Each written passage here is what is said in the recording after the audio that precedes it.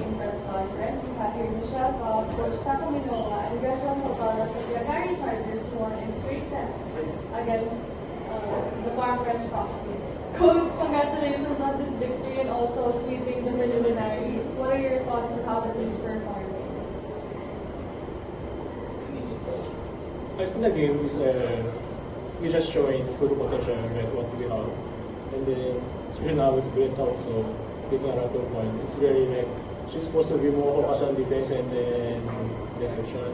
But after she can get a point, it's very like I can feel like if it's great, they can do everything, and also we can do everything.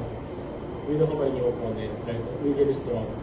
That's what we showing today, and then we did prepare well against competition this week.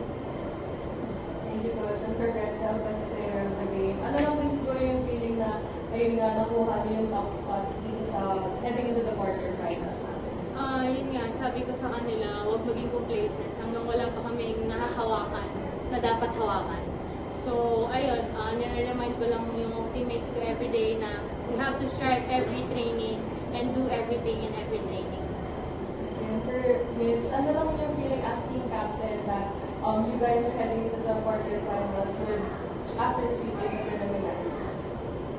I think the more na hindi talaga, no matter if we did sweep it, parang hindi kami pwedeng focus on that kasi sobrang crucial ng quarters. So, I think good yun kasi sa confidence namin, like what Coach said going into the game, kailangan namin yung confidence and yung to get into the quarters since we're also possibly gonna face them. So, parang tinatry namin na walang gawing bearing masyado and focus on the quarters.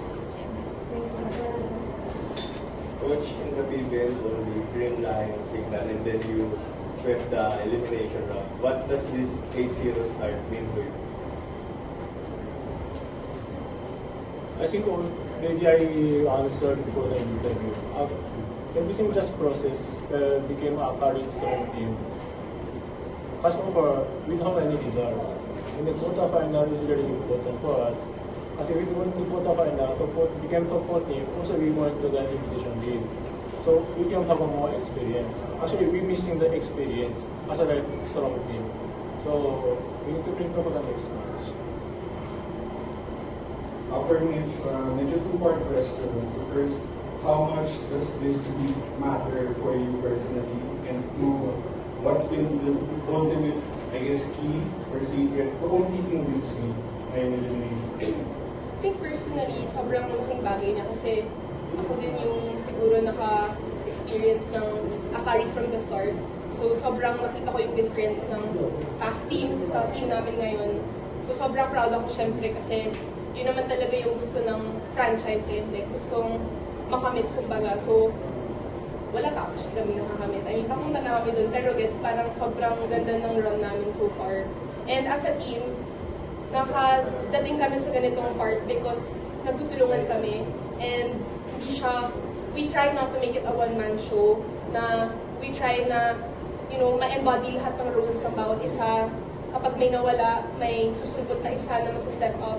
Sobrang yun yung naging key namin with the leadership of the coaches. Sobrang, wala eh, tulong-tulong kami. Sobrang ganda lang sa feeling na ganito yung nabubuan naming team. Bilang siguro sa mga may leadership role sa team.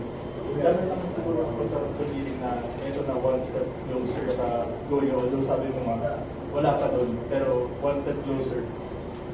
Actually, para sa akin, parang etong 8-0, parang part ng talaga siya ng process. Hindi siya yung talagang yun na yun. Yun nga, parang sabi ko nga sa teammate ko in every huddle na etong ginagawa natin, ito yung dadala sa atin kung saan tayo gusto pumunta. Pero kahit nag-8-0 tayo ngayon, wala pa rin kasiguraduhan. So, kailangan talaga in every game, so sabi ko sa kanila, mindset na mag-enjoy sa game, and also bumawi agad. Yun nga, yung nare-remind ni Coach Taka na maging, kumbaga, lahat ng technique na pwedeng gawin. Kasi yun nga, para mas mapadali yung trabaho. Gretchen, yun nga, first sa Akari to, tapos ikaw dati, nakalaro ka na rin sa mga finals and finals. Kung baga, paano mo lang share yung naging experience mo sa younger teammates mo, lalo na knockout yung mga parating na laro? Dalawa lang po. Una, maging matapang. Pangalawa, huwag kumpiyansa.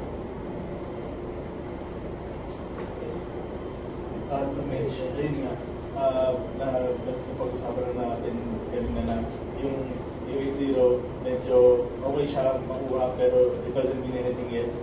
Pag ibang usapan na yung knockout quarterfinal, siguro ano na lang yung magpapatuloy ng hunger, ng push ng team na tuloy-tuloy lang.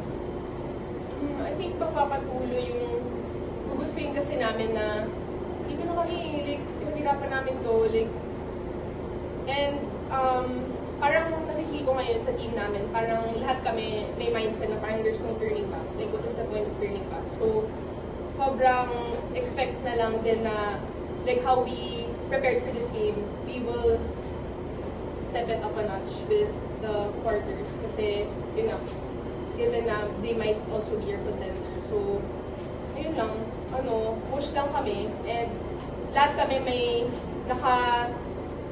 nakafocus sa isang direction. Yeah. For coach, I guess what are some of areas of improvement for the team heading into the knockout quarterfinals? Simple. Areas of improvement for the team coming into the quarterfinals. So,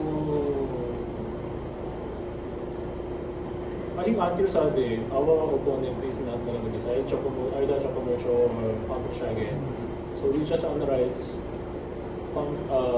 this game again, what we can not do it in this game, and also what is a good point for today's game, and just have a solution, and then prepare for the Palm Fresh, and also just to also prepare for the Chocomocho. Thank you, coach. Thank you, guys. Thank you. Congrats. Congrats.